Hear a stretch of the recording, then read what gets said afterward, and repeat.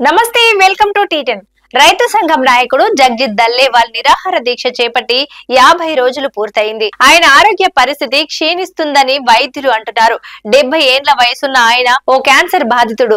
రైతు డిమాండ్ల సాధనే లక్ష్యంగా నిరాహార దీక్షలో కూర్చున్న దల్లేవాల్ వైద్య సహాయాన్ని సైతం నిరాకరించారు. ఇప్పుడు ఆయన పరిస్థితిపై ఆందోళన వ్యక్తం అవుతోంది. అయినప్పటికీ కేంద్రంలోని మోడీ సర్కార్ ఈ విషయం పట్టించుకోవటం లేదు.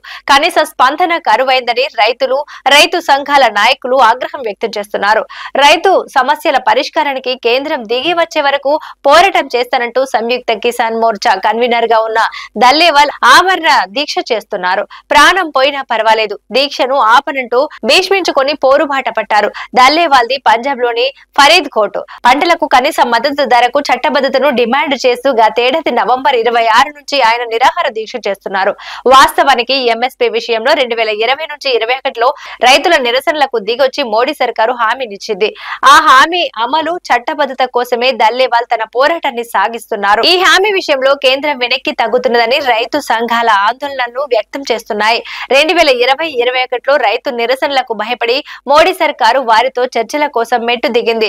రైతు సంఘాల నాయకులతో చర్చలకు సీనియర్ మంత్రులను పంపింది. అయితే ప్రస్తుతం కేంద్రం ఇందుకు విరుద్ధంగా వ్యవహరిస్తోంది. దల్లేవాల్ నిరసనలో ఉదాసీన వైఖరిని ప్రదర్శిస్తోంది.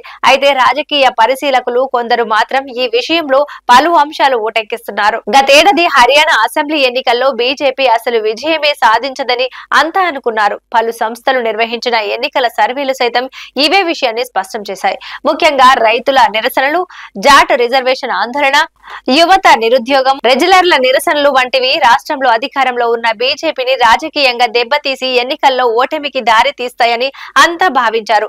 అయినప్పటికీ బీజేపీ అనూహ్యంగా హ్యాట్రిక్ విజయాన్ని సాధించింది. 2022లో రాష్ట్ర అసెంబ్లీ ఎన్నికల్లో భాగంగా పశ్చిమ యూపీలో సైతం బీజేపీకి మంచి ఫలితాలే వచ్చాయి. పంజాబ్ రైతు నిరసనలకు మద్దతుగా నిలిచింది.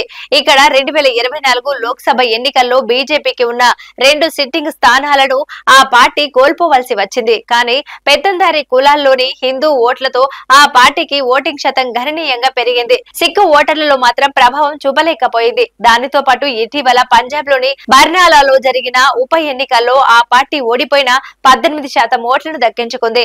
అయితే బీజేపీ నుంచి పోటీ చేసిన కాంగ్రెస్ మాజీ ఎమ్మెల్యే కేవల్ దిల్లాన్ వ్యక్తిగత ఇమేజ్ కారణంగానే ఇది సాధ్యమైందని, బీజేపీకి అంత స్థాయి లేదని రాజకీయ విశ్లేషకులతో పాటు ఆ పార్టీకే చెందిన కొందరు నాయకులు చెప్తున్నారు.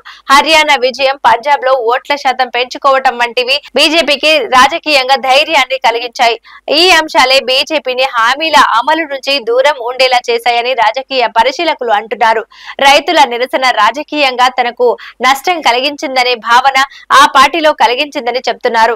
ఇక చట్టబద్ధమైనటువంటి ఎంఎస్పీ హామీ ఆర్థికంగా లాభదాయకం కాదని, అది ప్రభుత్వం అమలు చేసేది కాదని మోడీ సర్కారు గట్టిగా విశ్వసిస్తుందని అంటున్నారు. ప్రస్తుతం దల్లేవాల్ ఆరోగ్య పరిస్థితి క్షీణించడం పంజాబ్, హర్యానాలోని రైతులలో ఆందోళన వ్యక్తమవుతోంది. 2020-21లో ఉధృతంగా సాగిన ఉద్యమాన్ని మోడీ సర్కార్ చర్చలు జరిపి ఆపేసింది. రైతులకు ఇచ్చిన హామీల అమలులో మాత్రం నిర్లక్ష్యాన్ని ప్రదర్శించింది. దీంతో దల్లేవాల్ దీక్షకు ప్రజలతో పాటు ఇప్పటి వరకు నిరసనలో క్రియాశీలకంగా లేని రైతులు, రైతు సంఘాల నాయకుల నుంచి కూడా సానుభూతి పెరిగింది. మరోసారి భారీ ఉద్యమానికి దిగాలన్న ఆలోచన వారిలో మెదులుతుందని రాజకీయ పరిశీలకులు చెప్తున్నారు. ఇది వాటి న్యూస్. చూస్తూనే ఉండండి టీ10.